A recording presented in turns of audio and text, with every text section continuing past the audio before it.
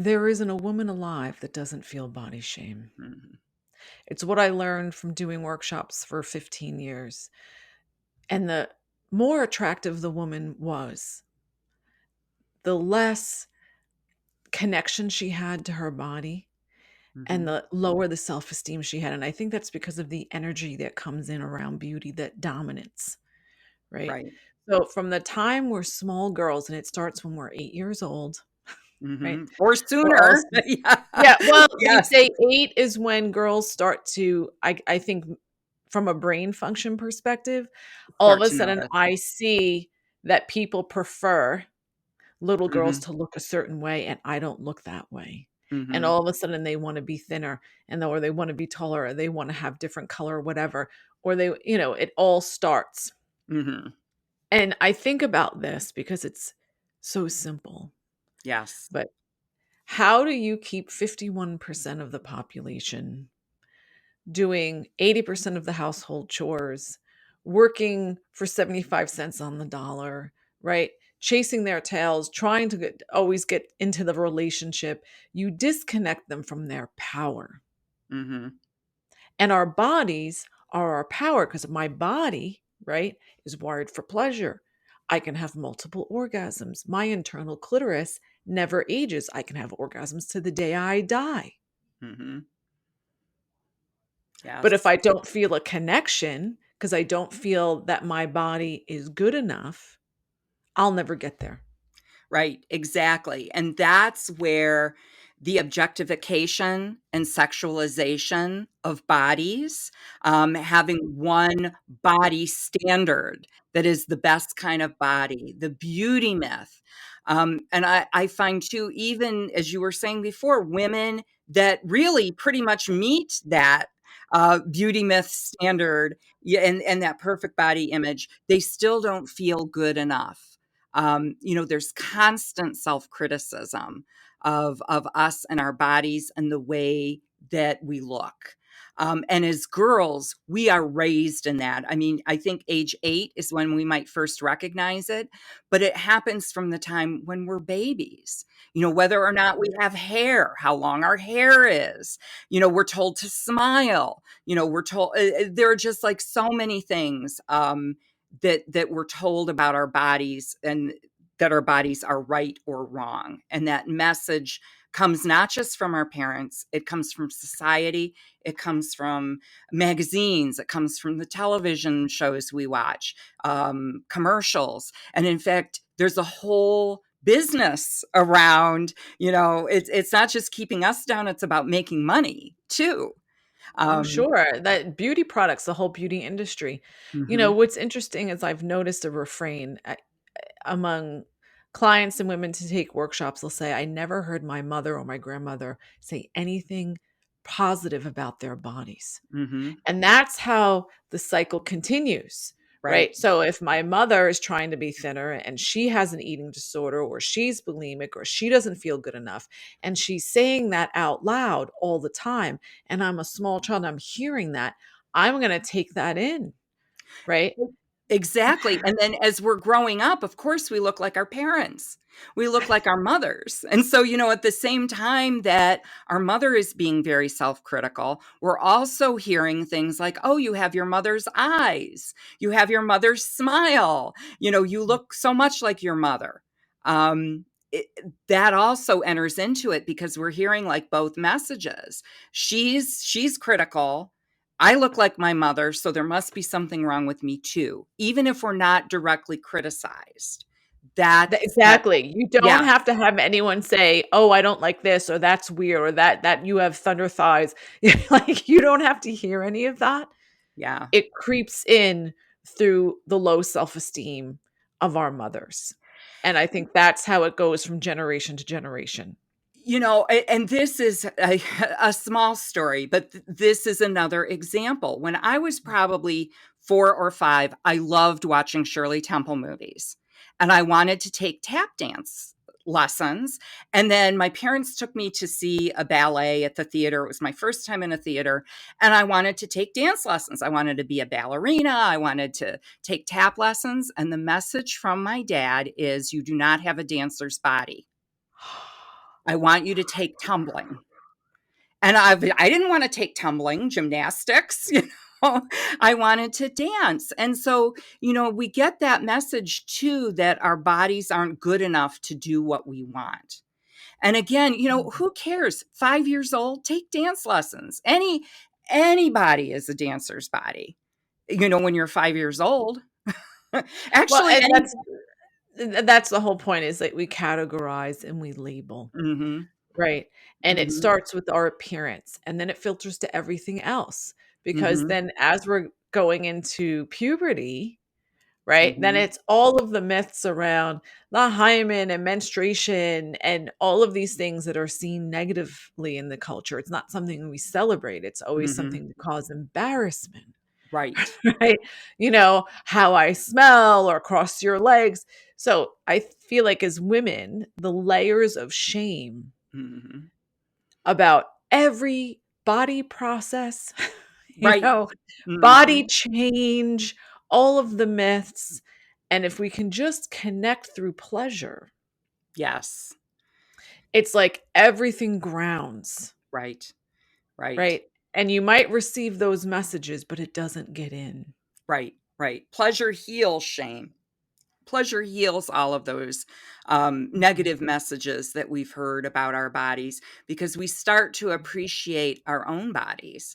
And those same hormones that are released during partner sex, oxytocin, dopamine, that cause us to fall in love with a partner, we also generate that helps us fall in love with ourselves. And I think that's why we repress childhood masturbation. Mhm. I think boys kind of get a pass. Yes. Oh, Like they boys will be definitely. boys. Yeah. I remember my brother would take long showers. My mom would go, "Oh, well." So we don't acknowledge girls as sexual beings with needs and desires. And um, it's necessary for us to go our sexual development, right? Right. We don't just go from chastity to partner sex, right? There's a natural progression, Right. right?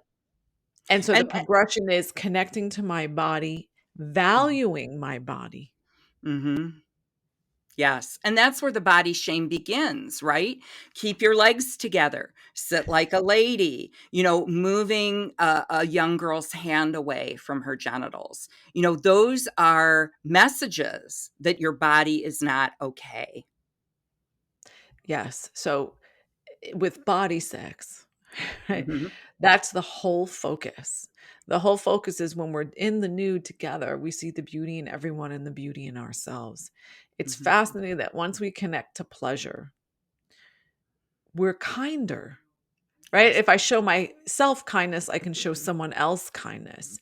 And I think that's why, as women, we kind of perpetuate sometimes that beauty hierarchy, is because we're disconnected from pleasure.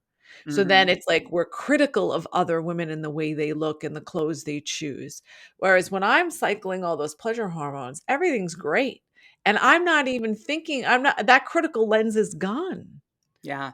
Well, I mean, it sets up competition, right? Because, our bodies are supposed to be a certain way because we're competing for the guy. We're competing for a partner. And so, we compare ourselves to other bodies because, we're trying to get love. Mm. And yeah, that just sets us up. I mean, my phrase, comparison is the thief of joy. So, how can you be happy with your own body when you're comparing it to another woman's? How can you be friends with another woman and genuinely appreciate her as a human and her body when you're in competition? You can't. So what Yeah. it is the beauty myth, and shame is used to divide us. Mhm. Right? Because my connection with other women, I don't think I could live without it. And they've Yeah. proven that you live longer, not based as a woman and whether or not you're married, but about how many connections you have with friends, true friendships. Right. I always say it about body sex: until you display your vulva and show your orgasm, it's all bullshit, because it's like that's who someone really is. That's truth. Yes. So when I know my truth and then I can see someone else in their truth, that connection, oh, that's Mhm. powerful and profound and fulfilling Mhm. in a way that everything else that we're conditioned to want, to be beautiful, to be liked, to have friends, to have lots of partners, to have the best this, none of that fulfills in the same way. So there is beauty in every body. um, Appreciate, notice the beauty in bodies, even when it doesn't like live up to a certain popular standard. And then as you notice other bodies, it will help you appreciate your own body. Working through body shame is a lifelong mission, but so important. From doing the workshops, I can say I've never seen an ugly body, really. Um, and the way bodies feel when we did group massage, it was such a wonderful exercise in Mm, non sexual touch after erotic recess. And when we do group massage, the laying on of hands, you really appreciate like the feeling of skin and fascia and the curves or the straight lines. And it's interesting, the laying on of hands, when we mhm, do that, it's like it feels so good for us.